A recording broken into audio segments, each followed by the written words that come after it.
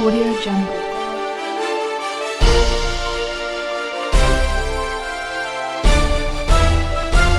Audio Jungle. Audio Jungle.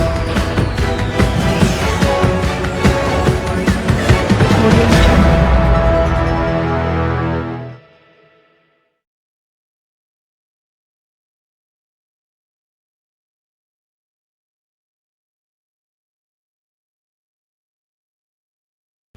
Hello everyone, एक बार फिर स्वागत है आप सभी का ई फिजिक्स पर। यूनिट जो चल रही है अपनी वो है मैग्नेटिज्म, और इसी क्रम को आगे बढ़ाते हुए हम जो आज टॉपिक इस वीडियो में डिस्कस करेंगे वो है साइक्लोट्रॉन। तो इस वीडियो में हम क्या क्या पॉइंट्स साइक्लोट्रॉन से संबंधित कवर करने वाले हैं। तो आज हम एक तो इसकी बेसिक जानकारी के बारे में डिस्कस करेंगे कि साइक्लोट्रॉन होता क्या है। इसके अलावा हम इसके प्रिंसिपल को पढ़ेंगे, किस सिद्धांत पर साइक्लोट्रॉन काम करता है। इसकी कंस्ट्रक्शन को पढ़ना है, इसके वर्किंग पे चर्चा करेंगे, क्या इसकी लिमिटेशन है, ठीक है ना, साइक्लोट्रॉन की कमियों के बारे में जानेंगे, और क्या इसके यूजेज हैं, यानी हम इसका कहाँ उपयोग करते हैं।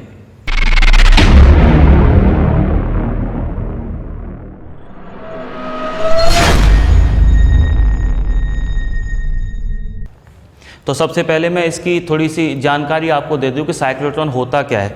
लेकिन उससे भी पहले हम एक चर्चा यहाँ करना चाहेंगे कि मान लो अपने पास में इस तरह का ये कोई ऑब्जेक्ट है ना, कोई वस्तु है, और इस ऑब्जेक्ट की मुझे इंटरनल स्ट्रक्चर पता करनी है, इसकी आंतरिक संरचना की जानकारी मुझे चाहिए कि इसके अंदर क्या है और जो कुछ भी इसके अंदर है वो किस प्रकार व्यवस्थित है इसके अंदर। तो उसके लिए मुझे इसे तोड़ना पड़ेगा, है ना। और इसको तोड़ने के लिए हम कोई भी मैकेनिकल तरीका यूज कर सकते हैं। मान लो मैंने एक हथौड़ा लिया, चोट मारी इसमें, और ये छोटे छोटे टुकड़ों में ऐसे करके डिवाइड हो गया, तो हमें इसकी अंदर वाली संरचना की जानकारी मिल गई कि इसके अंदर क्या था और जो भी था वो किस प्रकार अरेंज हो रखा था इसके अंदर, है ना। अब इनकी भी अंदर की संरचना अगर मुझे जाननी कि इनके अंदर क्या क्या है, वो किस प्रकार व्यवस्थित है, इनके अंदर जो कुछ भी है, तो इनको भी तोड़ा, वही मैकेनिकल तरीका फिर से अपनाया हथौड़े वाला, और इनको भी हमने छोटे छोटे टुकड़ों में बांट दिया। तो फिर इनकी भी अंदर की संरचना हमारे सामने निकल के आ रही है कि इनकी अंदर वाली व्यवस्था किस प्रकार थी। अब ऐसे जैसे जैसे हम इनकी आंतरिक संरचना जानना चाह रहे हैं वैसे वैसे हम इनको तोड़ते चले जा रहे हैं। लेकिन जब टूटते टूटते ये एटॉमिक लेवल पर जब पहुंच जाएंगे, यानी कि जब बहुत छोटे पार्टिकल जब इनके हो जाएंगे, तो उनको मैकेनिकल तरीके द्वारा तोड़ना पॉसिबल नहीं होगा। यानी जब बहुत सूक्ष्म कणों में ये डिवाइड हो चुके हैं, तो इन छोटे छोटे पार्टिकल को अब मैं वो हथौड़े वाले टेक्निक से नहीं तोड़ सकता हूँ। और मुझे अगर अभी भी इनकी आंतरिक संरचना ज्ञात करनी है तो हम इनको तोड़ने के लिए फिर दूसरा प्रोसीजर यानी कोलिजन मेथड अपनाते हैं। कोलिजन मेथड से मतलब इनकी हम टक्करें करवाते हैं दूसरे कणों से, कि एक छोटा सा पार्टिकल है, मैं इसको तोड़ना चाहता हूँ, ठीक है ना, कोई एटम है, हम उसकी आंतरिक संरचना अगर ज्ञात करना चाह रहे हैं तो हम उसको तोड़ेंगे किसी तरीके से, है ना। तो उसके लिए हम क्या करते हैं कि कोई भी जो पार्टिकल है जो एक हाई एनर्जी से चल के आ रहा है, बहुत उच्च ऊर्जा से चल के आ रहा है, जब इस छोटे से पार्टिकल से आकर टकराएगा, जब दोनों की हेड ऑन कोलिजन होगा, जब आमने सामने से जब दोनों आपस में टकराएंगे, तो फिर एक दूसरे को तोड़ सकते हैं। और जब ये छोटे पार्टिकल टूट जाएंगे तो इनकी अंदर की संरचना हम ज्ञात कर सकते हैं किस प्रकार से होगी। तो ऐसे करके कोई भी सूक्ष्म कण की, नाभिक की आंतरिक संरचना ज्ञात करने के लिए हमें इनकी टक्करें करवानी पड़ती हैं बहुत हाई काइनेटिक एनर्जी से आते हुए छोटे छोटे पार्टिकल्स की। तो ये साइक्लोट्रॉन जो होता है वास्तव में ये एक ऐसी मशीन है, एक ऐसी डिवाइस है जो हमें इसी तरह के चार्ज्ड और हाई एनर्जी वाले पार्टिकल प्रोवाइड कराती है। यानी मैं साइक्लोट्रॉन के बारे में ये कह सकता हूँ कि साइक्लोट्रॉन एक ऐसी व्यवस्था है, एक ऐसी युक्ति है जिसके द्वारा आवेशित पार्टिकल्स को, है ना, चार्ज्ड पार्टिकल को और बहुत हाई एनर्जी से एक्सीलरेट किया जा सकता है, उनको त्वरित कर सकते हैं, ठीक है ना। जो भी हमारे आवेशित कण होंगे हम साइक्लोट्रॉन के द्वारा उन आवेशित कणों को वेग बढ़ा के उनकी ऊर्जा को बहुत ज़्यादा बढ़ा सकते हैं। इस तरह के पार्टिकल हमें ये प्रोवाइड कराता है साइक्लोट्रॉन। इसका जो आविष्कार किया गया वो 1934 में किया गया, किनके द्वारा, तो लॉरेंस और दूसरे साइंटिस्ट लिविंगस्टोन, है ना, इन दोनों ने मिलके 1934 में इसको डिस्कवर किया। तो ये तो इसकी बेसिक सी जानकारी हो गई, है ना, कि साइक्लोट्रॉन होता क्या है। अब इसका प्रिंसिपल क्या है, सिद्धांत क्या है, किस सिद्धांत पर साइक्लोट्रॉन काम करता है। सबसे पहली बात तो सिद्धांत का मतलब क्या होता है। सिद्धांत का मतलब होता है कि जो भी मशीन हमने बनाई है ना, या हम जो भी मशीन यहाँ पर स्टडी कर रहे हैं, वो जो काम कर रही है, जैसे साइक्लोट्रॉन का काम क्या कर रहा है, साइक्लोट्रॉन काम ये कर रहा है कि इसके द्वारा कोई भी चार्ज पार्टिकल को और बहुत हाई एनर्जी के साथ में एक्सीलरेट किया जा सकता है, त्वरित किया जा सकता है। तो इसमें कहाँ फिजिक्स किस रूप में यूज हो रही है, फिजिक्स के किन नियमों का पालन हो रहा है, इसके पीछे की फिजिक्स क्या है जिससे कि चार्ज पार्टिकल को बहुत हाई एनर्जी से एक्सीलरेट किया जा रहा है, इसको हम प्रिंसिपल बोलते हैं। यानी जिस भी डिवाइस को हम पढ़ने वाले हैं उसमें क्या फिजिक्स यूज हो रही है, फिजिक्स के किन लॉज का पालन उसमें किया जा रहा है, इसको हम बोलते हैं सिद्धांत। अब यहाँ सिद्धांत क्या है, तो इसके बारे में हालांकि सिद्धांत अभी आपको शायद उतने अच्छे से समझ में ना आए, मैं आपको जल्दी से शॉर्ट में बता देता हूँ कि अगर कोई चार्ज पार्टिकल Q और किसी इलेक्ट्रिक फील्ड E में रख दिया जाए, है ना, कोई भी आवेश है Q और वो किसी विद्युत क्षेत्र E में रखा हुआ है, तो विद्युत क्षेत्र उस पर एक फोर्स, एक बल आरोपित करता है। और कितना आरोपित करता है, तो F = QE, इतना बल आरोपित करता है विद्युत क्षेत्र उस आवेश पर।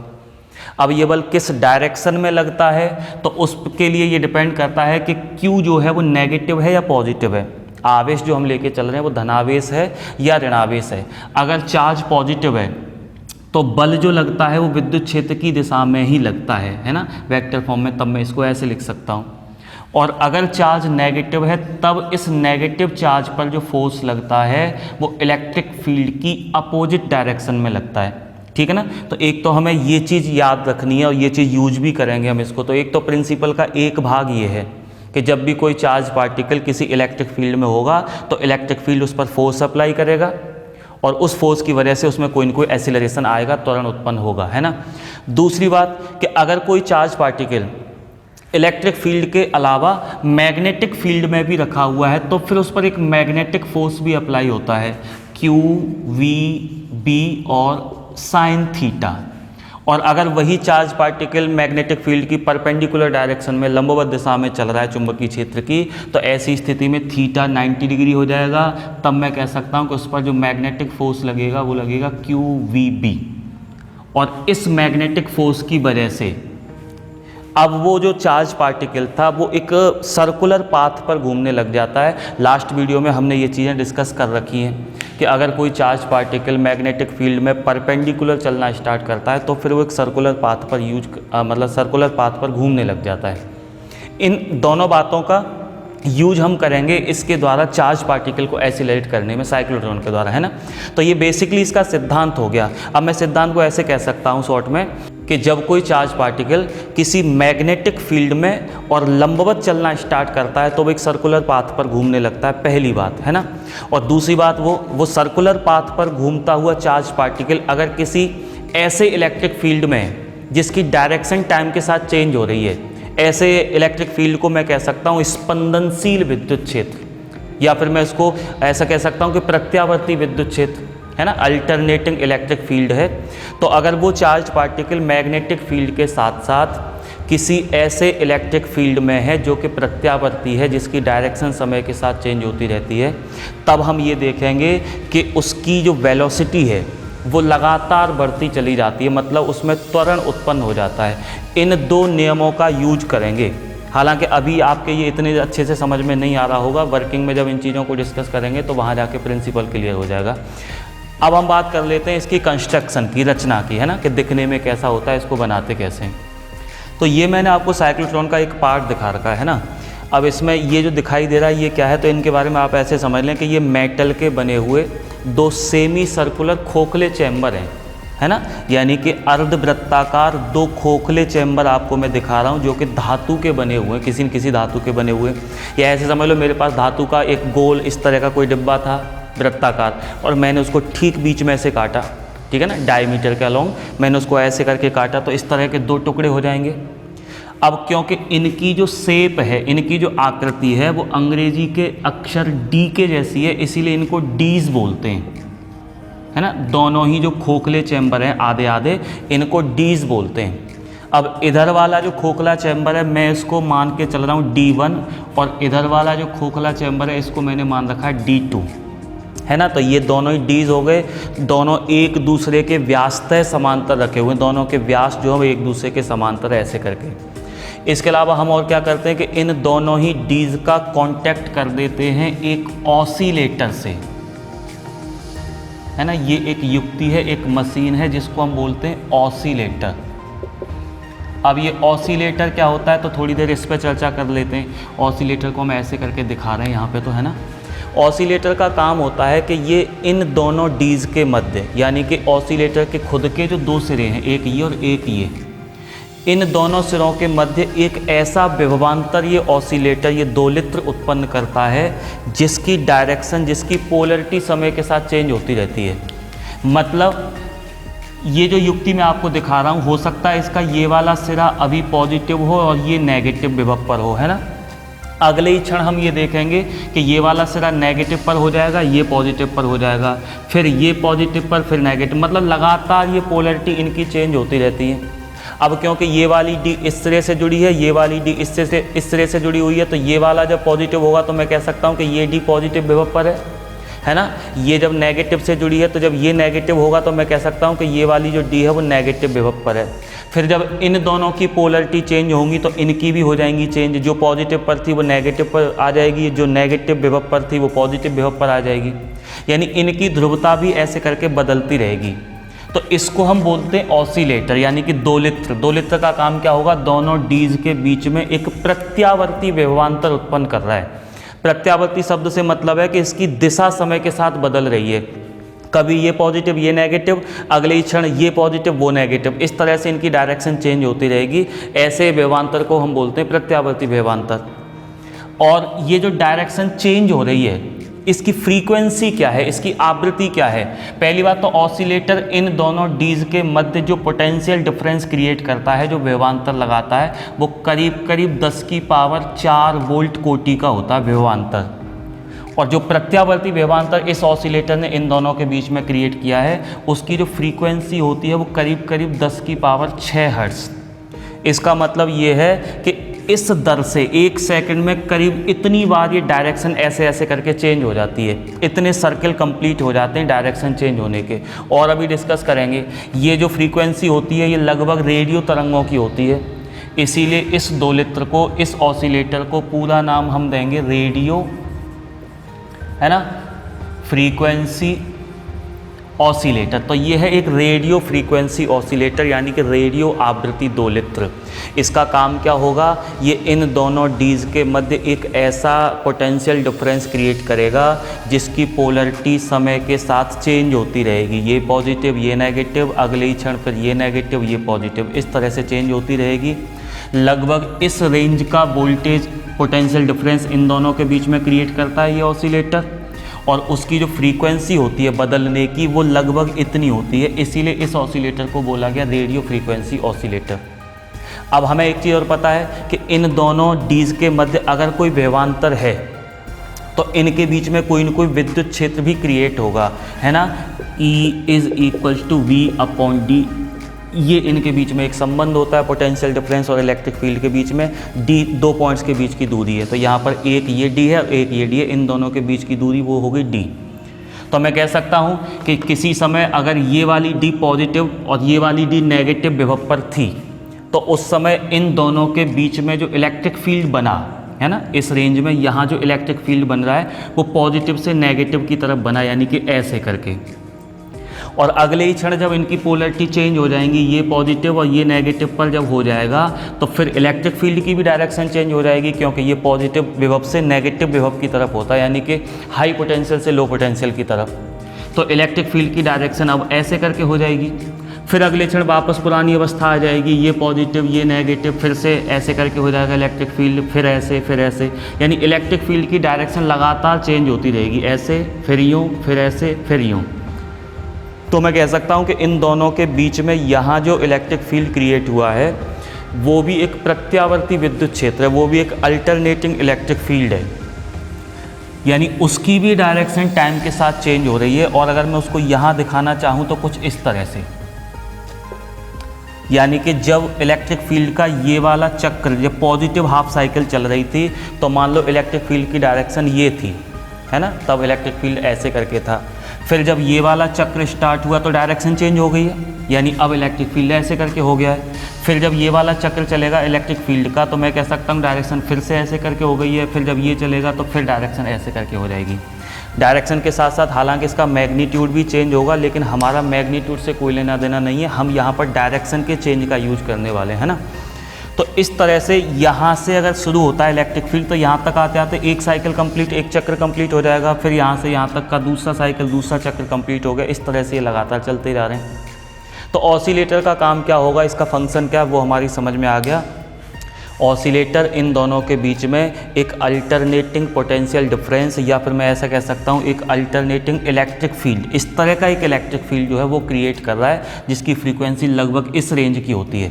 यानी ऐसे ऐसे 1 सेकंड में करीब इतने चक्कर कंप्लीट हो जाएंगे। अगर मैं ये कह रहा हूँ ना कि इसकी आवृत्ति 10⁶ है, तो मैं कह सकता हूँ यहाँ से यहाँ तक एक चक्कर, ऐसे ऐसे 1 सेकंड में करीब इतने चक्कर कंप्लीट हो जाते हैं। इसका मतलब बहुत तेज़ी से इलेक्ट्रिक फील्ड की डायरेक्शन इधर से उधर चेंज हो रही होती है। इन चीज़ों का हम यूज करने वाले हैं। अच्छा, अभी भी कंस्ट्रक्शन में थोड़ी सी बातें और बच जाती हैं, तो पहले इसकी कंस्ट्रक्शन को और कंप्लीट कर लेते हैं। तो ये दोनों डीज जो मैंने आपको दिखाई है ना, ये तो ऐसे रखी हुई हैं हॉरिजॉन्टल, क्षैतिज। इसके अलावा हमने 2 मैग्नेटिक पोल और ले रखे हैं, 2 शक्तिशाली चुंबकीय ध्रुव ले रखे हैं, N और S। अब वो N ध्रुव कहाँ पर है, तो N ध्रुव इन दोनों डीज के ऊपर है यहाँ कहीं, और नीचे जो S ध्रुव है वो ऐसे करके है, ठीक है ना। तो इन दोनों पोल्स के बीच में क्षैतिज रूप से वो दोनों डीज इस तरह से रखी हुई हैं, जो मैंने आपको फिगर में ऐसे दिखा रखी हैं। ये हैं तो वैसे सेमी सर्कल के रूप में, आपको अंडाकार आकृति जो दिख रही है वो इसलिए दिख रही है क्योंकि ये ऐसे रखी हुई हैं। N पोल यहाँ पर है, S पोल यहाँ पर है। हमें एक चीज़ पता है कि मैग्नेट के बाहर, चुंबक के बाहर जो चुंबकीय क्षेत्र रेखाएं होती हैं वो N पोल से S पोल की तरफ चलती हैं। तो इसीलिए अभी जितनी भी मैग्नेटिक फील्ड लाइंस होंगी वो सब N पोल से S पोल की तरफ आ रही होंगी। मैंने उन बहुत सारी लाइंस में से आपको केवल एक लाइन ये वाली दिखा रखी है, ताकि हमें फील्ड की डायरेक्शन पता चले कि इन दोनों पोल्स ने यहाँ जो मैग्नेटिक फील्ड बनाया है वो ऊपर से नीचे की तरफ है, ऐसे है ना। और जो डीज रखी हुई हैं दोनों वो ऐसे करके रखी हुई हैं, चुंबकीय क्षेत्र की दिशा ऊपर से नीचे की तरफ है। तो अब यहाँ पर दोनों प्रकार के विद्युत क्षेत्र और चुंबकीय क्षेत्र आ चुके हैं, ठीक है ना। इसने इन दोनों डीज के बीच में एक ऐसा विद्युत क्षेत्र लगाया है जिसकी डायरेक्शन टाइम के साथ में चेंज होती जा रही है, और इन दोनों पोल्स ने यहाँ पर एक समान यूनिफॉर्म मैग्नेटिक फील्ड क्रिएट कर रखा है। लेकिन वो मैग्नेटिक फील्ड की जो डायरेक्शन है वो इन दोनों डीज के प्लेन के तल के परपेंडिकुलर है, इस तरह से लंबवत है। ये यहाँ पर कंस्ट्रक्शन इसकी कंप्लीट हो गई है। ये तो इसके कंस्ट्रक्शन का पार्ट हो गया, क्या क्या किस किस तरह से हमने व्यवस्थित कर रखा है ना। दोनों डीज जो मैंने आपको दिखा रखी थी ये दोनों खोखली डीज हैं, यानी दोनों खोखले चैम्बर हैं। जैसे कि यहाँ से आप देख पा रहे होगे, अंदर ये खाली है, ठीक है ना। बाहर से ये साइड जो है वो बंद कर रखी है। एक डिब्बा जैसा था उसको हमने काट के इनको बना रखा है इस तरह से। अब चलो इसकी बात कर लेते हैं हम वर्किंग की, कि ये वर्क कैसे करता है। तो पहली बात तो साइक्लोट्रॉन का काम क्या होता है। साइक्लोट्रॉन कोई भी आवेशित कण को, कोई भी चार्ज्ड पार्टिकल को एसिलरेट करता है, त्वरित कर देता है, उसका वेग बढ़ा देता है, और वेग बढ़ने से उसकी काइनेटिक एनर्जी बढ़ जाती है 12 mv²। तो हमने क्या किया, एक ऐसा स्रोत, एक ऐसा सोर्स लिया जिसमें से चार्ज्ड पार्टिकल अपने आप ही इमिट होते रहते हैं, अपने आप निकलते रहते हैं। जैसे मान लो मैं कोई भी रेडियो एक्टिव पदार्थ ले लूँ, है ना, कोई भी एक रेडियो एक्टिव, जैसे यूरेनियम है, प्लूटोनियम है, इस तरह का मैंने कोई एक टुकड़ा ले रखा है। अब उसमें से अल्फा कण, बीटा कण, इस तरह के पार्टिकल जो है वो अपने आप ही निकलते रहते हैं। तो मैं ऐसा मान के चल रहा हूँ कि मेरे पास ये एक सोर्स है, एक ऐसा पदार्थ है जिसमें से अपने आप ही अल्फा कण इमिट हो रहे हैं, अल्फा कण अपने आप ही निकल के आ रहे हैं। अल्फा कण का मतलब हीलियम का न्यूक्लियस है, हीलियम का नाभिक है 2He4। क्योंकि ये हीलियम का न्यूक्लियस है तो इसका जो चार्ज होगा वो पॉजिटिव होगा, है ना, धनावेशित कण हो गया। ये कितना चार्ज होगा, तो 2 प्रोटॉन है, इसका मतलब इसके पास में जो आवेश होगा वो इतना आवेश होगा 2E। और इसके मास की बात करें तो 2 प्रोटॉन और 4 - 2 करेंगे तो 2 ही इसके पास में न्यूट्रॉन है। और प्रोटॉन न्यूट्रॉन का जो मास होगा वो लगभग सेम अगर मैं मान लूँ तो इसका जो मास होगा वो करीब करीब 4 mp, यानी mp से मतलब मास ऑफ प्रोटॉन। एक प्रोटॉन का जो वजन होता है करीब करीब उसका 4 गुना होगा यहाँ पर अल्फा पार्टिकल का। हालांकि चार्ज से और मास से हमारा कोई लेना देना नहीं है, ये एक बेसिक इन्फॉर्मेशन है अल्फा पार्टिकल के बारे में। हाँ, इतना ज़रूर ध्यान रखना कि अल्फा पार्टिकल जो है वो एक प्रकार का धनावेशित पार्टिकल है। तो ये मैंने जो स्रोत लिया था जिसमें से इस तरह के आवेशित कण अपने आप उत्सर्जित हो रहे हैं, वो स्रोत लेके और इन दोनों डीज के बीच में यहाँ कहीं रख दिया, है ना, ये वो स्रोत हमने यहाँ पर रख दिया है जिसमें से अपने आप ही अल्फ़ा बीटा कण निकलते रहते हैं। ठीक है, अब इसमें से एक अल्फ़ा पार्टिकल निकला बाहर, और जब वो अल्फ़ा पार्टिकल निकला है, क्योंकि हमें पता है इस ऑसिलेटर ने इन दोनों डीज के बीच में पहले से ही एक इलेक्ट्रिक फील्ड बनाया हुआ है, और यहाँ इन दोनों ने पहले से एक मैग्नेटिक फील्ड बनाया हुआ है। तो वो जो अल्फ़ा पार्टिकल यहाँ से निकला था वो वास्तव में फ्री नहीं है, क्योंकि वो इलेक्ट्रिक फील्ड में भी है और साथ ही साथ मैग्नेटिक फील्ड में भी है, तो दोनों ही फील्ड उस पर अपना कोई ना कोई इफेक्ट डालेंगे। मैं ऐसा मान के चल रहा हूँ स्टार्टिंग में कि ये वाली जो डी है ये पॉजिटिव पर है और ये वाली जो डी है वो नेगेटिव पर है। इसका मतलब इन दोनों डीज के बीच में अभी जो इलेक्ट्रिक फील्ड की डायरेक्शन है वो ऐसे करके है, ये है इलेक्ट्रिक फील्ड की डायरेक्शन अभी, क्योंकि ये डायरेक्शन फिक्स नहीं है, लगातार चेंज होती जा रही है। अगर मैं उसको ग्राफी फॉर्म में इस तरह से दिखाऊं तो अभी मान के चलो इलेक्ट्रिक फील्ड का ये वाला साइकिल चल रहा है, तब ये डायरेक्शन है, फिर जब ये वाला साइकिल चलने लग जाएगा तो फिर यही डायरेक्शन वापस चेंज हो जाएगी, है ना, ये ऐसे करके हो जाएगी। तो स्टार्टिंग में मैंने ये वाली डी को पॉजिटिव माना है, ये वाली को नेगेटिव माना है। आप चाहो तो इसको पॉजिटिव मान सकते हो, इसको नेगेटिव मान सकते हो, क्योंकि ये तो लगातार चेंज होते ही रहेंगे, तो कभी ये पॉजिटिव तो होगा ही और ये नेगेटिव होगा। ठीक है, जब ये पॉजिटिव ये नेगेटिव, यानी कि जब इलेक्ट्रिक फील्ड की डायरेक्शन इधर थी तब इसमें से एक अल्फ़ा पार्टिकल निकला। अब वो अल्फ़ा पार्टिकल जब निकला है तो इलेक्ट्रिक फील्ड इधर था, इसीलिए इलेक्ट्रिक फील्ड उस अल्फ़ा पार्टिकल पे, क्योंकि धनावेश है, उस अल्फ़ा कण पर इलेक्ट्रिक फील्ड जो फोर्स लगाएगा वो किधर लगाएगा, फील्ड की डायरेक्शन में। अभी अभी हम बात करके आ रहे हैं कि विद्युत क्षेत्र धनावेश पर बल किधर लगाता है, क्षेत्र की दिशा में लगाता है। तो यहाँ से जो अल्फ़ा कण निकला है उस पर एक बल लगा है, वो भी क्षेत्र की दिशा में, विद्युत क्षेत्र ने लगाया उस पर बल, और उस बल की वजह से वो अल्फ़ा कण कहीं और न जाकर क्षेत्र की दिशा में ही चलने लगा। और जब वो क्षेत्र की दिशा में ही चलेगा तो ऐसी स्थिति में क्या वो D2 में एंटर कर गया, है ना, उसको यूँ चलना पड़ा, इस फोर्स, इस इलेक्ट्रिक फील्ड की वजह से, इसने जो फोर्स लगाया उसकी वजह से उसको ऐसे करके चलना पड़ा, यानी कि वो D2 में एंटर कर गया। अब ये दोनों ही डी क्योंकि यूँ रखी हुई हैं हॉरिजॉन्टल, तो वो अल्फ़ा पार्टिकल ऐसे करके चला, यूँ करके, और मैग्नेटिक फील्ड की डायरेक्शन कैसे थी, वो ऐसे करके थी मैग्नेटिक फील्ड की।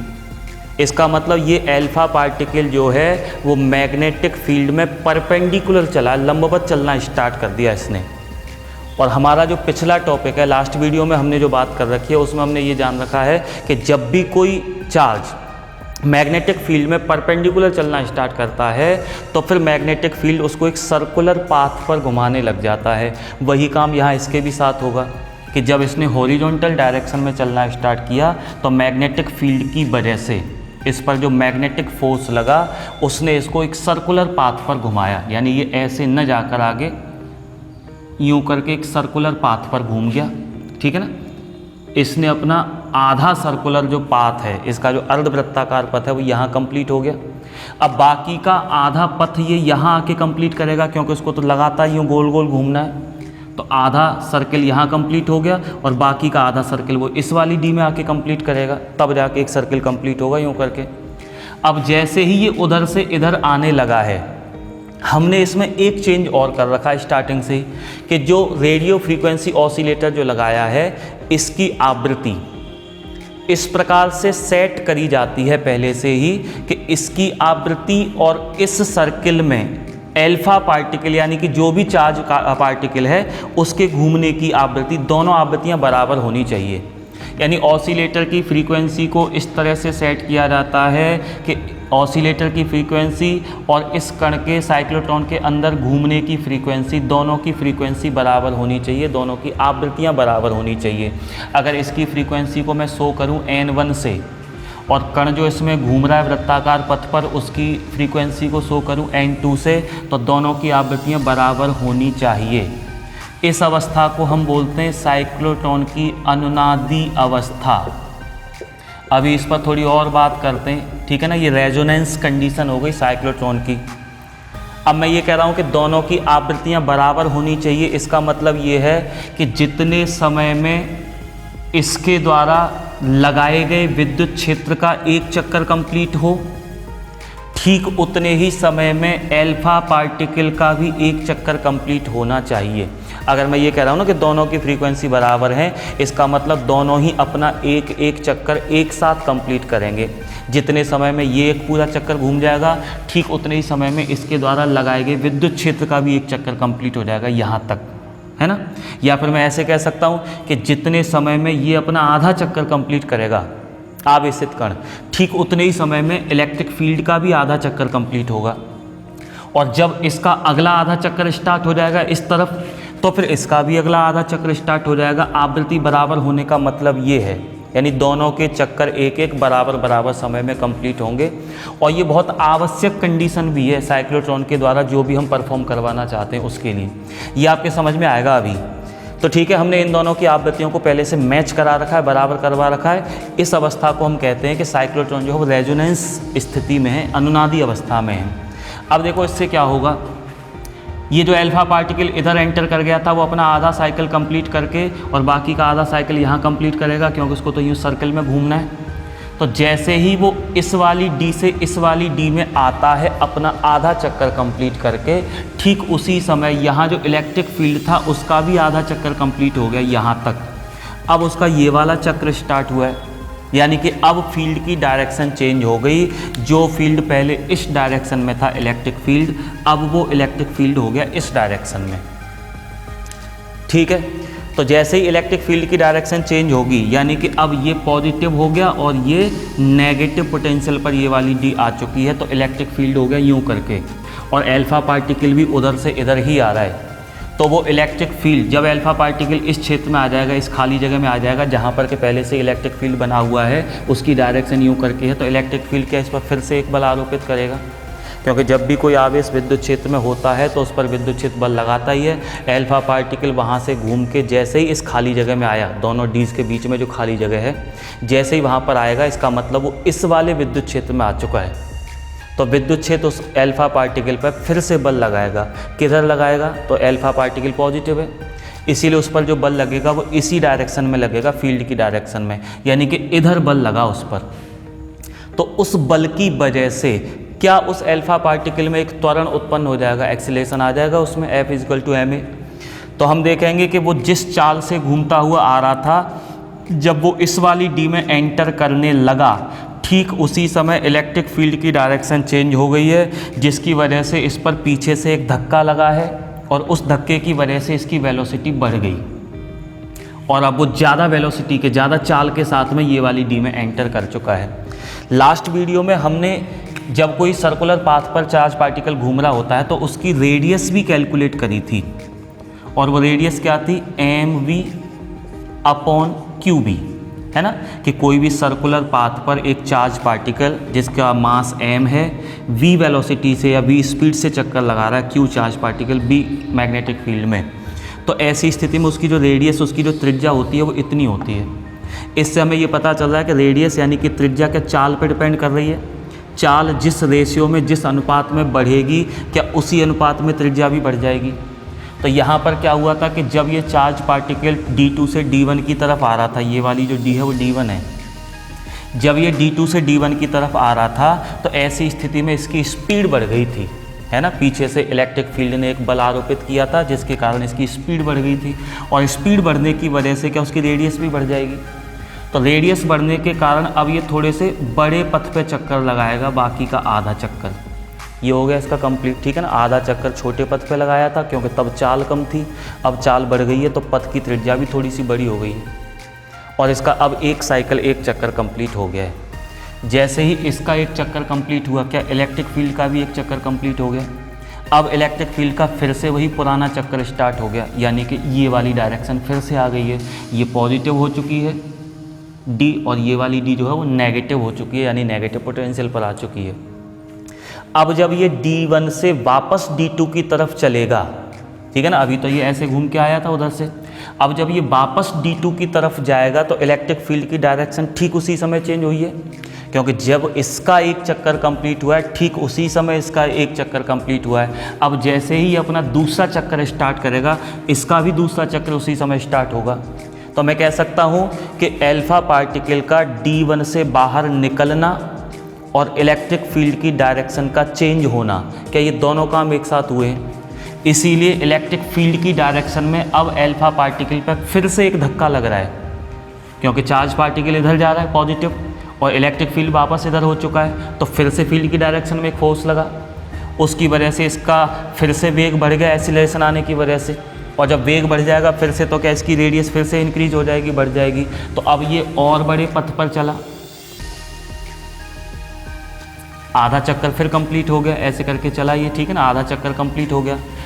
अब जैसे इसका आधा चक्कर कंप्लीट हुआ तो इसका भी आधा हो गया, अब ये वाला चक्र स्टार्ट हो गया इलेक्ट्रिक फील्ड का, यानी कि डायरेक्शन फिर से ये वाली आ चुकी है। तो फिर उधर से जब ये इधर आएगा तो ये वाली डायरेक्शन में इस पर फिर से एक धक्का लगेगा, तो स्पीड फिर से बढ़ जाएगी, जब फिर से बढ़ जाएगी तो इसके पथ की त्रिज्या भी फिर से बड़ी हो जाएगी। बाकी का आधा चक्कर कंप्लीट कर लिया, उधर से इधर आ गया, फिर जब इधर से उधर जाएगा तो फिर डायरेक्शन चेंज हो जाएगी। अब तो एक प्रोसीजर चल गया इस तरह से, लगातार इसके पथ की जो रेडियस है वो बढ़ती चली जा रही है।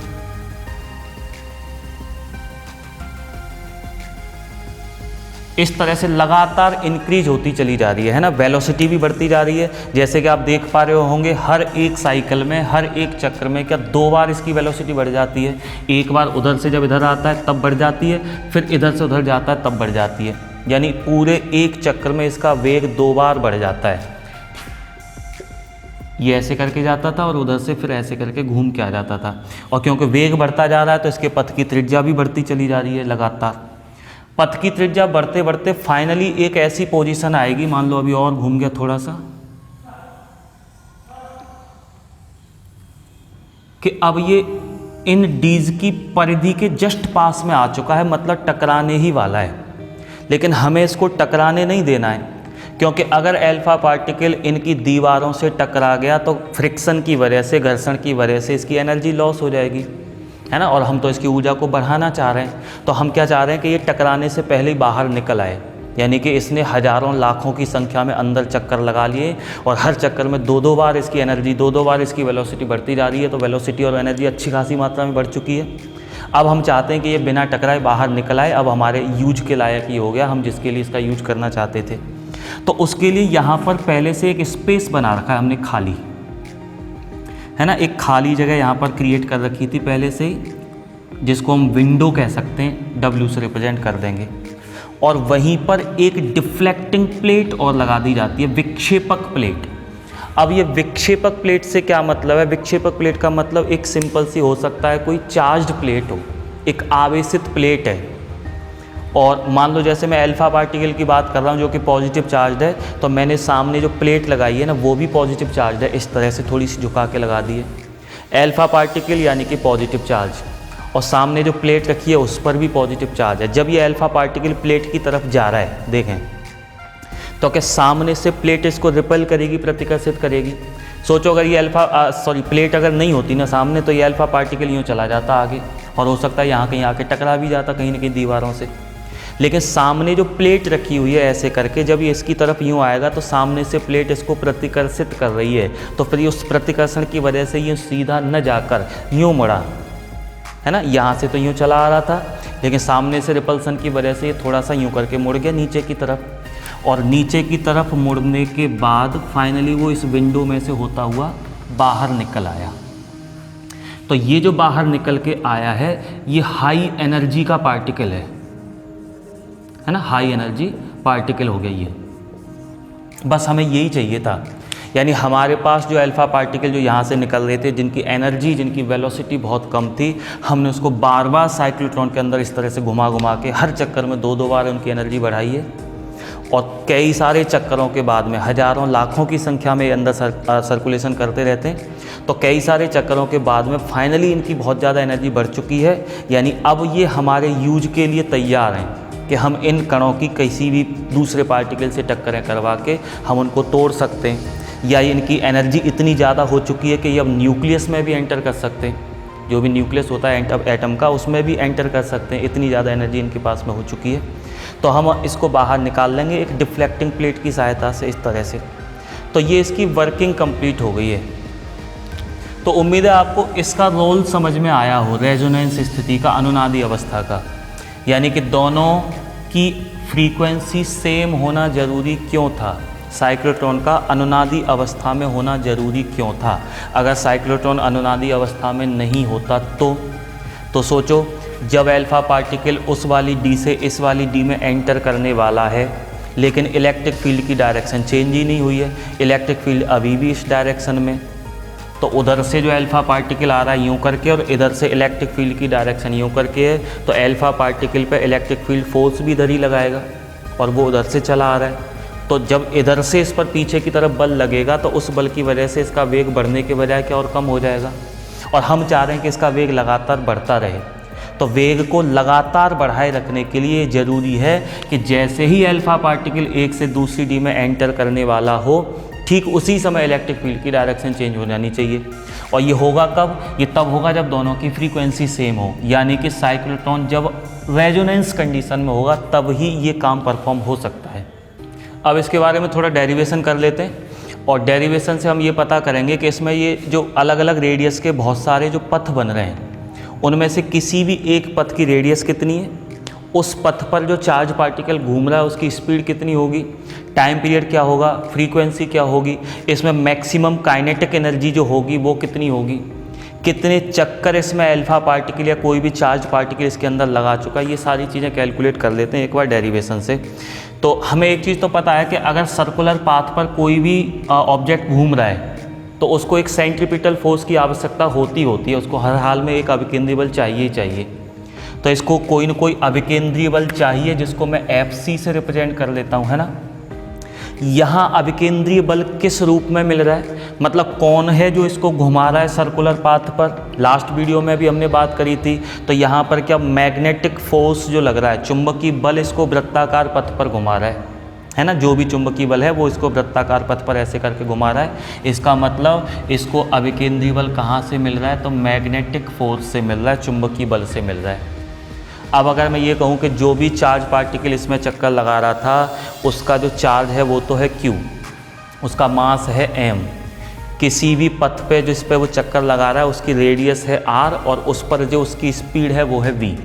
तो Fc की वैल्यू मैं लिख सकता हूँ फिर mv²/r, और Fm क्या लिख सकता हूँ, qvb sin थीटा। लेकिन आपको पता है परपेंडिकुलर डायरेक्शन में चलना स्टार्ट किया था, इसलिए थीटा 90 हो गया, तो Fm की वैल्यू qvb। अब v से एक v कैंसिल होने के बाद में mv/r is equals to qb। यहाँ से इस इक्वेशन से हम पहले तो रेडियस कैलकुलेट कर लेते हैं कि कोई भी एक पथ की जो रेडियस होगी वो कितनी होगी। तो रेडियस अगर मैं यहाँ से निकालता हूँ तो वो आएगी r is equals to mv/qb, ठीक है ना। इसी के बेसिस पे हमने अभी कुछ बातें करी हैं कि जैसे जैसे वेलोसिटी बढ़ती जाती है वैसे वैसे पथ की रेडियस बढ़ती चली जाती है। अच्छा, और अगर मैं यहाँ से मान लो इसकी स्पीड कैलकुलेट करूँ, स्पीड, तो स्पीड भी यहीं से निकाल लेते हैं, यानी v is equals to qbr/m,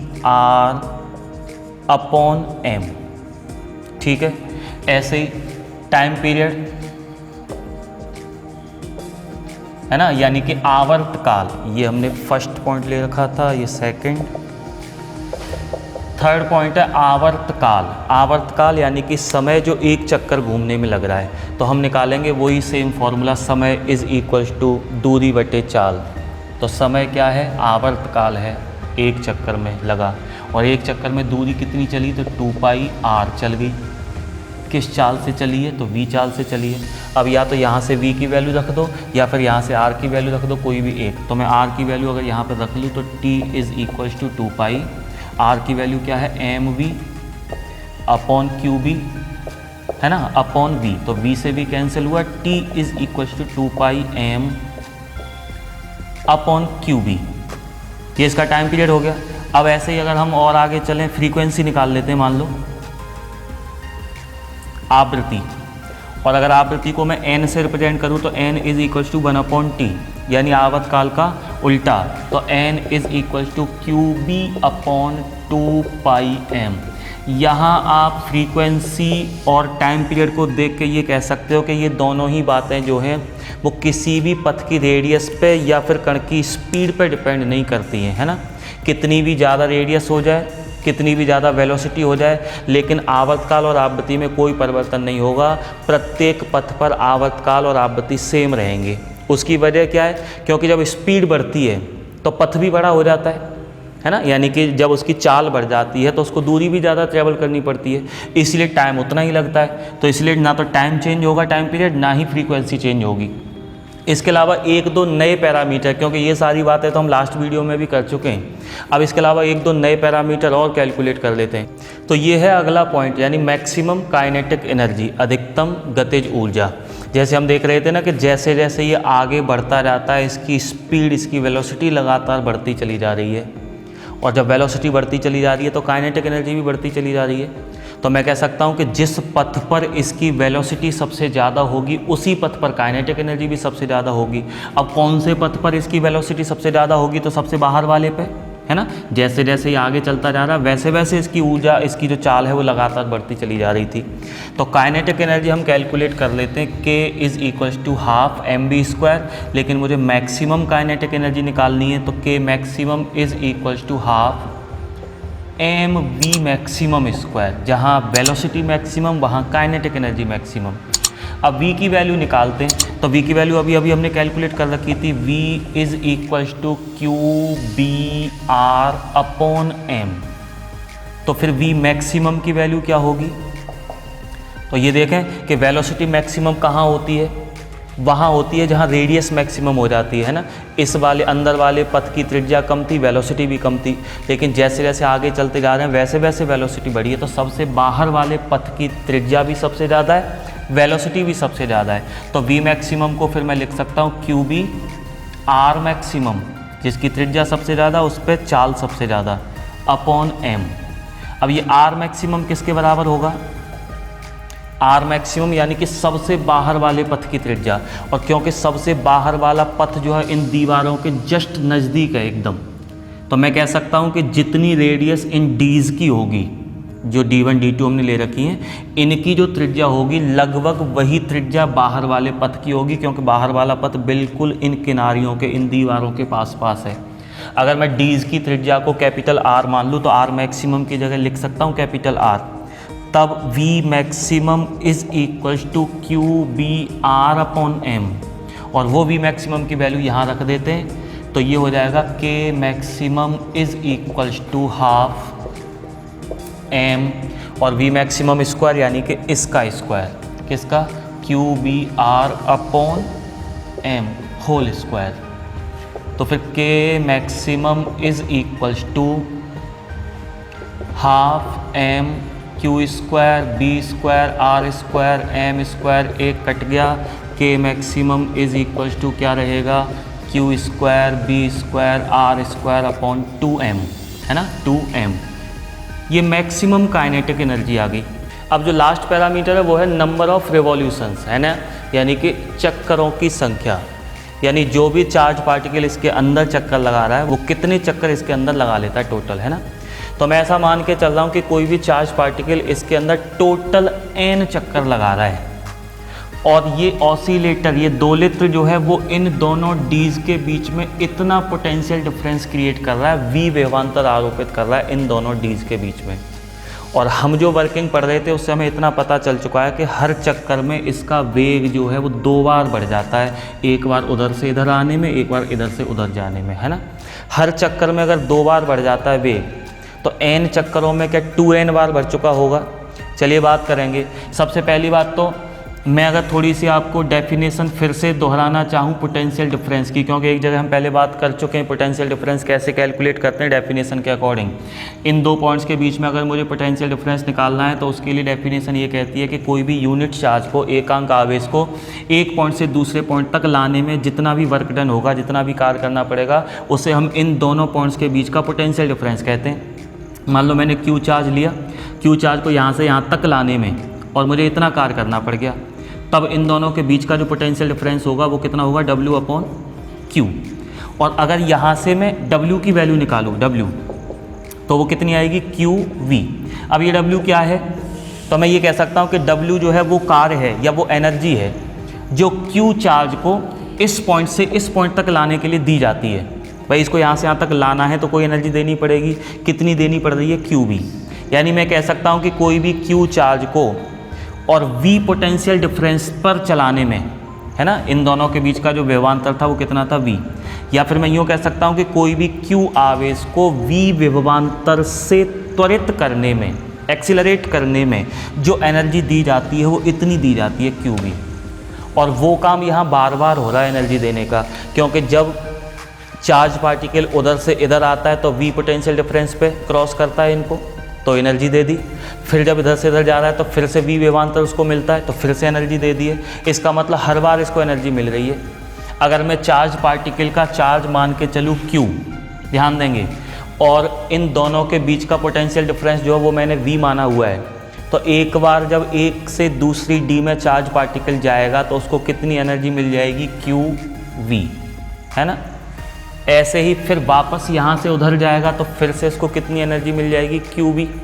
तो इसका मतलब मैं ये कह सकता हूँ कि इसको एक चक्र में कितनी ऊर्जा मिल जाती है, इतनी ऊर्जा मिल जाती है, W = 2QV, है ना, क्योंकि हर बार V वोल्ट के पोटेंशियल डिफरेंस पे चलता है, और जब भी कोई चार्ज Q V वोल्ट के पोटेंशियल डिफरेंस पर चलता है, यानी कि त्वरित होता है जब वो V वोल्ट के विभवांतर के द्वारा, तब उसको इतनी ऊर्जा मिल जाती है QV। तो इसको हर बार यहाँ से यहाँ आने में QV, फिर जाने में QV, एक चक्कर में 2 बार मिल रही है QV। तो इसको टोटल इतनी ऊर्जा मिल गई एक चक्कर में। और मैं मान के चल रहा हूँ कि इसके अंदर इसने टोटल जो चक्कर लगाए हैं वो n चक्कर लगाए हैं। जब एक में इतनी ऊर्जा मिल रही है तो इसको टोटल ऊर्जा जो मिली होगी n चक्करों में वो कितनी मिली होगी, क्या 2QV × n। एक चक्कर में इतनी, तो n चक्करों में इतनी ऊर्जा मिल गई है। यानी कि यूँ घूमते घूमते फाइनल चक्कर जब इसका होगा, बिल्कुल अंत वाले पथ पर जब ये आएगा, तो इसके पास में टोटल इतनी ऊर्जा इकट्ठी हो चुकी होगी। किस रूप में, काइनेटिक एनर्जी के रूप में गतिमान होता हुआ आ रहा है ना। और हमने निकाल भी रखी है कि अधिकतम काइनेटिक एनर्जी उसकी इतनी होती है। और भाई अधिकतम काइनेटिक एनर्जी ये लास्ट वाले चक्कर में ही तो होगी, यानी लास्ट चक्कर तक आते आते वो इतनी ऊर्जा एक्सेप्ट कर लेता है, इतनी ऊर्जा उसको मिल जाती है, यानी कि यही ऊर्जा क्या उसकी काइनेटिक एनर्जी में चेंज हो रही है। तो फिर मैं कह सकता हूँ कि W = K मैक्सिमम, ये वाली एनर्जी वैल्यू रख लेते हैं, 2QVN = Q²B²R²/2m, ठीक है ना।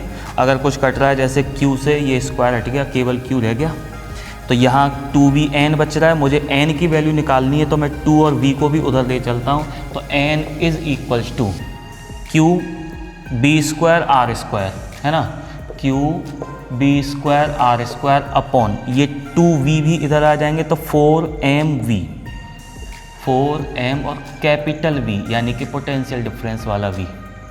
ये हो गई इसमें चक्करों की टोटल संख्या। तो हम साइक्लोट्रॉन की क्या क्या बातें कर चुके हैं। हम साइक्लोट्रॉन का प्रिंसिपल डिस्कस कर चुके हैं, है ना। हम साइक्लोट्रॉन का कंस्ट्रक्शन के बारे में पढ़ चुके हैं। हम साइक्लोट्रॉन की वर्किंग को पढ़ चुके हैं। प्रिंसिपल मुझे रिवाइज कराने का याद नहीं रहा, एक बार दोबारा से यहाँ देख लेते हैं। प्रिंसिपल में मैंने ऐसा बोला था कि जब कोई चार्ज पार्टिकल किसी मैग्नेटिक फील्ड में परपेंडिकुलर चलना स्टार्ट करता है तो वो एक सर्कुलर पाथ पर घूमने लग जाता है। तो वो यहाँ आपने वर्किंग में देखा था कि जब इसने ऐसे चलना स्टार्ट किया था तो वृत्ताकार पथ पर घूमना शुरू हो गया। और दूसरा भाग प्रिंसिपल का मैंने ये बोला था कि अगर वही घूमता हुआ पार्टिकल किसी स्पंदनशील विद्युत क्षेत्र में घूम रहा है, स्पंदनशील विद्युत क्षेत्र का मतलब ऐसा विद्युत क्षेत्र जिसकी डायरेक्शन ऐसे चेंज हो रही है, यूँ अगला पल्स फिर यूँ ऐसे करके, अगर ऐसे विद्युत क्षेत्र में, ऐसे इलेक्ट्रिक फील्ड में, यानी अल्टरनेटिंग इलेक्ट्रिक फील्ड में अगर वो चक्कर लगा रहा है तो उस फील्ड की वजह से उसकी वेलोसिटी लगातार इंक्रीज होती चली जाती है, क्योंकि फील्ड उस पर फोर्स आरोपित करता है और उस फोर्स की वजह से उसमें कोई एक्सीलरेशन उत्पन्न होता है जिसकी वजह से उसकी वेलोसिटी लगातार बढ़ती चली जा रही है। तो जो कुछ भी बात हमने वर्किंग में करी थी वो एक्चुअल में उसके प्रिंसिपल पे बेस्ड थी। अब इसके बाद में हम साइक्लोट्रॉन की लिमिटेशंस देख लेते हैं, कमियाँ। तो सबसे पहली कमी अगर मैं इसकी डिस्कस करूँ तो वो ये है कि साइक्लोट्रॉन के द्वारा कोई भी चार्ज पार्टिकल की एनर्जी एक निश्चित लिमिट से ज़्यादा नहीं बढ़ाई जा सकती है, या मैं ऐसा कह सकता हूँ कि उसकी वेलोसिटी भी एक लिमिट से ऊपर नहीं बढ़ाई जा सकती है। क्यों नहीं बढ़ाई जा सकती वो ज़रा डिस्कस करते हैं। पहले तो आपको ये पता होना चाहिए कि साइक्लोट्रॉन जो वर्क करता है ना सही से, वो केवल और केवल अनुनादी अवस्था में ही करता है। अगर साइक्लोट्रॉन अनुनादी अवस्था में नहीं होगा तो उसके द्वारा वेलोसिटी नहीं बढ़ाई जा सकती, ना ही फिर एनर्जी बढ़ पाएगी। तो अनुनादी अवस्था में रहना बहुत ज़रूरी है साइक्लोट्रॉन का। अनुनादी अवस्था से मेरा मतलब है कि इसकी फ्रीक्वेंसी ऑसिलेटर की और कण के घूमने की फ्रीक्वेंसी दोनों बराबर होनी ज़रूरी हैं, तभी अनुनादी अवस्था में रहेगा।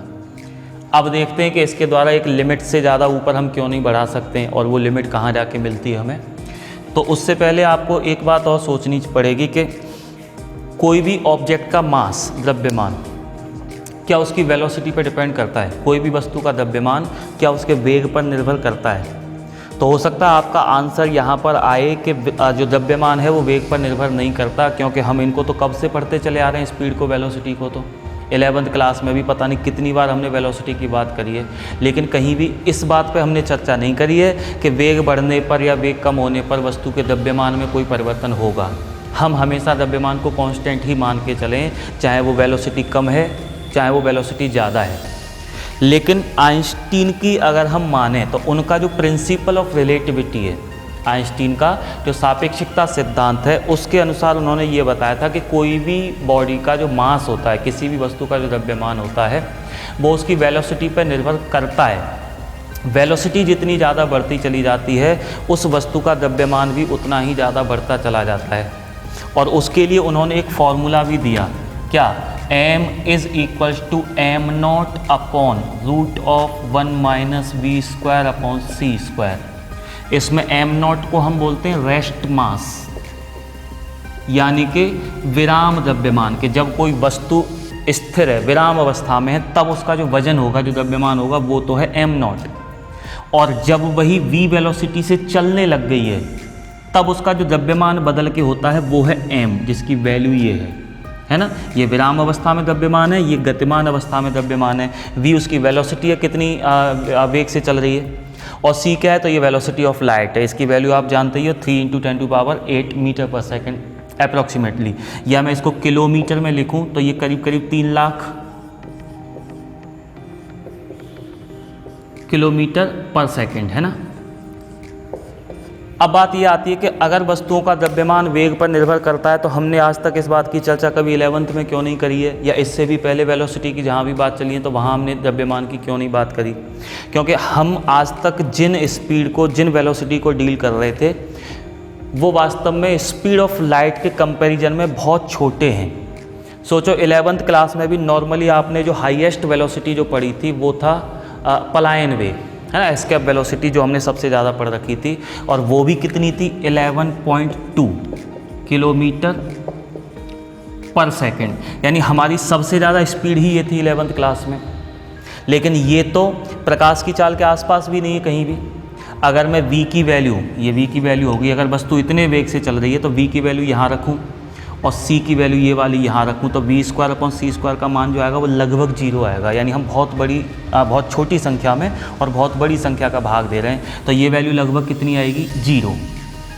और 1 - 0 का मतलब 1, रूट से बाहर निकालूंगा तब भी 1, और फिर 1 इसको डिवाइड करेंगे m नॉट को 1 से, तब भी m की वैल्यू लगभग कितनी आएगी? m नॉट ही आएगी।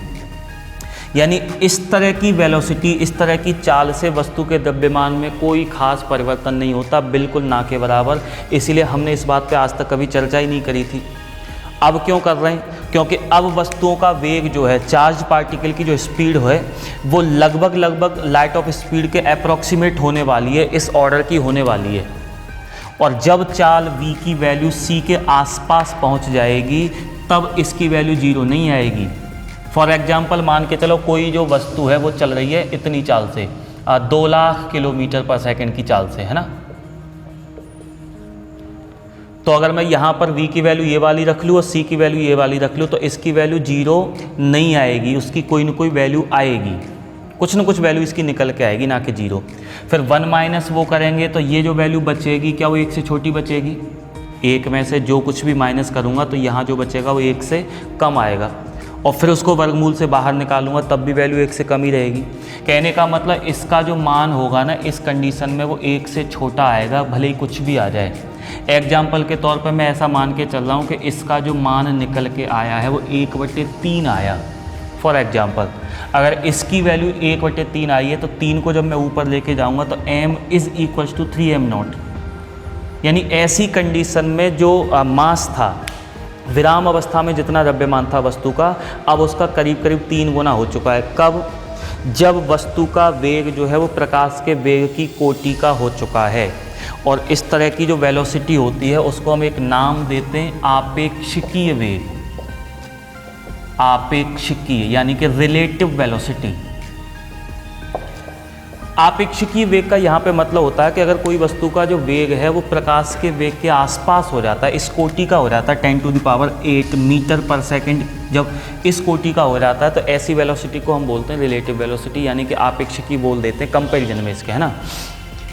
तो बस मैं आपको यही बता रहा था कि अगर कोई वस्तु का वेग प्रकाश के वेग के आसपास पहुंच जाता है, यानी कि c की तुलना में कोई ज़्यादा अंतर जब नहीं रह जाता, तो ऐसी कंडीशन में वस्तु का द्रव्यमान चेंज हो जाता है। छोटी सी वेलोसिटी से द्रव्यमान में कोई परिवर्तन नहीं होता, लेकिन जब वेलोसिटी बहुत ज़्यादा हो जाएगी तो द्रव्यमान उसका कुछ न कुछ बढ़ जाता है। अब बात आ जाती है कि इसके अंदर जब इसकी वेलोसिटी लगातार बढ़ती जा रही थी, हर चक्कर में 2-2 बार बढ़ती जा रही थी, 1000, 10,000, लाख चक्कर जब ये लगा देगा तो इसकी वेलोसिटी 2-2 बार बढ़ते बढ़ते के अच्छे खासे लेवल पे पहुंच जाएगी, यानी प्रकाश के वेग के आसपास पहुंच गई। और जब प्रकाश के वेग के आसपास पहुंच गई है, इस कोटि की हो गई है ना 10⁸ मीटर पर सेकेंड, इस कोटि की जब हो जाएगी तो फिर आवेशित कण का द्रव्यमान बदला। और जब द्रव्यमान बदलेगा आवेशित कण का, तो फिर हम ये देखेंगे कि उसकी आवृत्ति भी चेंज हो जाएगी, क्योंकि हमने फ्रीक्वेंसी के लिए फॉर्मूला निकाला है ना, क्या था, QB/2πm, सॉरी n, है ना। तो फ्रीक्वेंसी n, या फिर इसकी फ्रीक्वेंसी है तो मैं इसकी फ्रीक्वेंसी को शुरू से n2 से शो करते आ रहा हूँ, तो n2 की वैल्यू कितनी हो जाएगी, QB/2πm। तो जब स्पीड बढ़ती जा रही है पार्टिकल की तो द्रव्यमान चेंज हो जाता है बहुत ज़्यादा स्पीड हो जाने पर। जब द्रव्यमान m की वैल्यू चेंज होगी तो n2 की वैल्यू भी चेंज हो जाएगी। और जब n2 की वैल्यू चेंज हो गई तो फिर n1 और n2 अब बराबर नहीं रहे, है ना। पहले n1 और n2 दोनों सेम थे, 100 मान लो। अब इसकी वैल्यू चेंज होकर इसकी 80 रह गई है, तो n1 is not equal to n2। तो ऐसी स्थिति में क्या होगा फिर? तो ऐसी स्थिति में साइक्लोट्रॉन जो है वो अब अनुनादी अवस्था में नहीं रहा, क्योंकि अनुनादी अवस्था तब होती थी जब दोनों की आवृत्ति सेम हो। अब अनुनादी अवस्था नहीं रही, और जब साइक्लोट्रॉन अनुनादी अवस्था में नहीं रहा तो अब वेग का बढ़ना बंद, क्योंकि ये जो काम चलता था ये सब एक साथ होता था कि उधर से आवेशित कण का इधर आना और इलेक्ट्रिक फील्ड की डायरेक्शन का चेंज होना, ये दोनों एक साथ होने थे, तब जाके वेलोसिटी बढ़ती थी। अब दोनों काम एक साथ नहीं हो रहे हैं तो वेलोसिटी का और आगे बढ़ना बंद। और जब वेलोसिटी का ही आगे बढ़ना बंद हो गया तो काइनेटिक एनर्जी तो वैसे ही बढ़ना बंद हो जाएगी, K=12mv²। तो एक लिमिटेशन तो इसकी ये हो गई है कि हम साइक्लोट्रॉन के द्वारा कोई भी चार्ज पार्टिकल की वेलोसिटी या उसकी एनर्जी को एक लिमिट से ऊपर नहीं ले जा सकते। वो लिमिट हमें तब मिलती है जब इसकी स्पीड लगभग आपेक्षिकीय हो चुकी होती है, ठीक है ना, पहली बात। दूसरी कमी ये है कि साइक्लोट्रॉन के द्वारा हम बहुत ज़्यादा हल्के कण को भी हाई एनर्जी नहीं दे सकते बहुत ज़्यादा। जैसे इलेक्ट्रॉन जैसे हल्के कणों की बात कर लें, है ना, इलेक्ट्रॉन का जो मास है, इलेक्ट्रॉन का जो द्रव्यमान है वो प्रोटॉन के कंपैरिजन में, न्यूट्रॉन के कंपैरिजन में, अल्फा पार्टिकल, ड्यूटेरियम, इस तरह के कणों की तुलना में बहुत कम होता है। और क्योंकि इनका मास बहुत कम है इलेक्ट्रॉन का, इसीलिए इन पर थोड़ा सा फोर्स लगने पर ही इनकी वेलोसिटी बहुत ज़्यादा हो जाएगी, है ना। F=ma, तो A=F/m।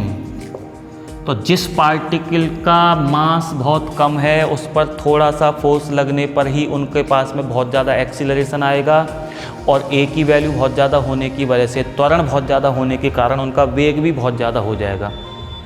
तो इलेक्ट्रॉन क्योंकि काफ़ी हल्का होता है, इसीलिए उसका जो वेग है, उसकी जो स्पीड है वो बहुत जल्दी से आपेक्षिकीय हो जाती है, प्रकाश के वेग की कोटि की हो जाती है। और जब प्रकाश के वेग की कोटि की हुई तो फिर से वही सारी प्रक्रियाएं स्टार्ट हो जाएंगी कि द्रव्यमान चेंज होगा, द्रव्यमान चेंज होने पे आवृत्ति चेंज होगी, आवृत्ति चेंज होने पे साइक्लोट्रॉन अनुनादी अवस्था में नहीं रहेगा, और जब अनुनादी अवस्था में नहीं रहेगा तो स्पीड का, एनर्जी का और ज़्यादा बढ़ना बंद हो गया। हो सकता है आपके दिमाग में एक बात ये चल रही हो कि काइनेटिक एनर्जी जो होती है वो 12mv² होती है, ठीक है, वेलोसिटी बढ़ तो गई इलेक्ट्रॉन की, अरे आपेक्षिकीय हो गई है, इसका मतलब प्रकाश के आसपास पहुंच गई है। जब वेलोसिटी बढ़ गई तो काइनेटिक एनर्जी तो बढ़ी गई और हमें ऊर्जा ही तो बढ़ानी थी। लेकिन केवल वेलोसिटी से ही थोड़ी ना काइनेटिक एनर्जी बहुत ज़्यादा बढ़ जाएगी, क्या उसके लिए द्रव्यमान भी ठीक ठाक होना चाहिए। वेलोसिटी इसकी आपेक्षिकी हो चुकी है, लेकिन द्रव्यमान तो दूसरे कणों की तुलना में बहुत छोटा है पहले से। तो हम जिस लेवल तक काइनेटिक एनर्जी को ले जाना चाहते थे वहाँ तक पहुँच ही नहीं पाई है। वो जो एनर्जी हम जो गेन करना चाहते थे वो प्रोटॉन के साथ में मिल जाती है, वो अल्फा पार्टिकल के साथ में मिल जाती है, क्योंकि इनका वेग चलो ज़्यादा नहीं बढ़ पा रहा, लेकिन उनका मास पहले से ही बहुत ज़्यादा है, इलेक्ट्रॉन की तुलना में हज़ारों गुना ज़्यादा है। तो उनका वेग अगर मान लो वेलोसिटी ऑफ लाइट से ज़्यादा ऊपर नहीं जा पा रहा है या एक निश्चित लिमिट से ऊपर नहीं जा पा रहा है, फिर भी उनकी एनर्जी अच्छी खासी हो चुकी है, क्योंकि उनका मास ठीक ठाक था पहले से। और इसकी वेलोसिटी स्पीड लाइट से तो वैसे भी ऊपर नहीं जा सकती है किसी भी पार्टिकल की, लेकिन इसकी आपेक्षिकी होने के बाद वेग बढ़ना तो वैसे ही बंद हो गया, इसका द्रव्यमान पहले से ही कम चल रहा था। तो इसकी एनर्जी को अगर हम ज़्यादा बढ़ाना चाहते हैं, इलेक्ट्रॉन की एनर्जी को अगर हम प्रोटॉन के अल्फा पार्टिकल के इस लेवल पे लाना चाहते हैं, तो इसका द्रव्यमान कम होने की वजह से इलेक्ट्रॉन का इसकी वेलोसिटी हमें बहुत ज़्यादा बढ़ानी पड़ती, और वो बढ़ ही नहीं पा रही है, क्योंकि जब इसका वेग आपेक्षिकी हुआ तो साइक्लोट्रॉन ने काम करना बंद कर दिया। कहने का मतलब आपको जो याद रखना है सेकंड पॉइंट वो ये है कि इसके द्वारा हम इलेक्ट्रॉन जैसे हल्के पार्टिकल को बहुत ज़्यादा एक्सीलरेट नहीं कर सकते, उसकी एनर्जी में कोई बहुत ज़्यादा परिवर्तन नहीं कर सकते। तीसरा पॉइंट ये है कि साइक्लोट्रॉन के द्वारा हम कोई भी न्यूट्रल पार्टिकल को, कोई भी उदासीन कण को भी एक्सीलरेट नहीं कर सकते, उसको त्वरित नहीं कर सकते, उसकी एनर्जी नहीं बढ़ा सकते। क्यों नहीं बढ़ा सकते? क्योंकि ये सारा काम जो चल रहा है ना, पार्टिकल का सर्कुलर पथ पर घूमना, हर पथ पर 2 बार, हर चक्कर में 2 बार इसकी एनर्जी का बढ़ना, ये केवल चार्ज की वजह से चल रहा था, क्योंकि घुमाता कौन था? Magnetic force QVB sine theta, है ना, FM QVB, ये तो इसको घुमाता था।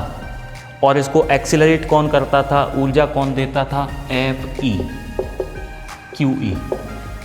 अब अगर मैं उदासीन कण लेके चल रहा हूँ जिसका आवेश है ही नहीं, ना नेगेटिव ना पॉजिटिव, तो Q 0, और जब Q 0 है तो चुंबकीय बल भी 0, विद्युत बल भी 0, यानी कि ना तो इस पर कोई इलेक्ट्रिक फोर्स लग रहा है ना मैग्नेटिक फोर्स लग रहा है, तो ना तो ये इसमें अंदर प्रवेश करेगा, ना घूमेगा, और ना ही फिर इसको कोई धक्का लगाएगा बार बार पीछे से जिससे कि इसकी वेलोसिटी बढ़ जाए। तो साइक्लोट्रॉन के द्वारा हम कोई भी चार्ज पार्टिकल की न्यूट्रल पार्टिकल की वेलोसिटी नहीं बढ़ा सकते, उसको हम हाई एनर्जी से एक्सीलरेट नहीं कर सकते। इलेक्ट्रॉन जैसे हल्के कणों को एक्सीलरेट करने के लिए, उनकी ऊर्जा को बढ़ाने के लिए एक और डिवाइस यूज करी जाती है जिसको बोला जाता है बीटाट्रॉन, है ना, बीटाट्रॉन। लेकिन वो अपने सिलेबस में नहीं है। अगर इलेक्ट्रॉन को एक्सीलरेट करना, उसकी एनर्जी को बढ़ाना है, तो फिर हम बीटाट्रॉन का यूज करते हैं। तो ये तो हो गई इनकी लिमिटेशन की बात। अब लास्ट में चलते चलते हम इसके यूजेज और देख लेते हैं कहाँ कहाँ यूज करते हैं। तो एक इसका बेसिक यूज मैं आपको बता ही चुका हूँ कि कोई भी छोटे से पार्टिकल की अंदर की स्ट्रक्चर हमें अगर पता करनी है तो उसको तोड़ने के लिए हमें ऐसे पार्टिकल चाहिए जिनकी एनर्जी बहुत ज़्यादा हो। वो बहुत हाई एनर्जी से आके जब इसके साथ में टकराएंगे तो इसके परखच्चे उड़ा देंगे और हमें पता चलेगा कि इसके अंदर क्या क्या था। या फिर न्यूक्लियर रिएक्शन के लिए हम इसका यूज कर सकते हैं। नाविकों के अंदर अगर हमें कोई चीज़ भेजनी है, कोई पार्टिकल भेजना है, तो आपको पता है कि पॉजिटिव चार्ज और सामने से न्यूक्लियस भी पॉजिटिव है, इनके बीच में एक अच्छा खासा रिपल्सन फोर्स लगेगा। उस फोर्स को भी तोड़ के अंदर जाना है तो क्या पार्टिकल की एनर्जी बहुत ज़्यादा होनी चाहिए जो कि इसके अंदर घुस सके। तो इसके लिए हम साइक्लोट्रॉन का यूज करेंगे। इसके अलावा मेटल्स में धातुओं के गुणों में संशोधन करने के लिए उनमें आयनों को इंजेक्ट कराना पड़ता है, रोपित कराना पड़ता है। तो मैं कह सकता हूँ कि धातुओं में आयनों को रोपित कराने में साइक्लोट्रॉन का यूज करते हैं। क्योंकि अगर ये मेरे पास कोई मेटल है, ये मेरे पास कोई आयन है, मैं ऐसे रख दूंगा तब थोड़ी ना इसमें रोपित हो जाएगा। रोपित करने का मतलब इंजेक्ट कराना है, यानी कि इसके अंदर रोपण, जैसे वृक्षारोपण करते हैं ना, पौधारोपण करते हैं ना, ऐसे ही हमें आयनों को रोपित करना है। तो ऐसे रख देने से थोड़ी ना होगा, क्योंकि आयन के पास में बहुत ज़्यादा एनर्जी होगी तभी तो इसकी परतों को चीरते हुए अंदर तक पहुँचेगा, तब उसकी जो भी केमिकल प्रॉपर्टी होंगी, जो भी फिजिकल प्रॉपर्टी होंगी, उनमें चेंज आ पाएगा। तो धातुओं के गुणों में सुधार करने के लिए उनमें आयनों को, उनमें आयंस को इंजेक्ट कराने के लिए हाई एनर्जी से आयन हमें लाने पड़ेंगे, और वो हम कहाँ से लाएंगे? साइक्लोट्रॉन से लाएंगे। ठीक है ना। इसके अलावा डिफरेंट रेडियो एक्टिव जो एलिमेंट है उनको प्राप्त करने के लिए, अलग अलग प्रकार के जो रेडियो एक्टिव तत्व होते हैं उनको प्राप्त करने के लिए साइक्लोट्रॉन का यूज करते हैं। तो ये सारी बातें यहाँ पर साइक्लोट्रॉन की फिनिश हो जाती हैं।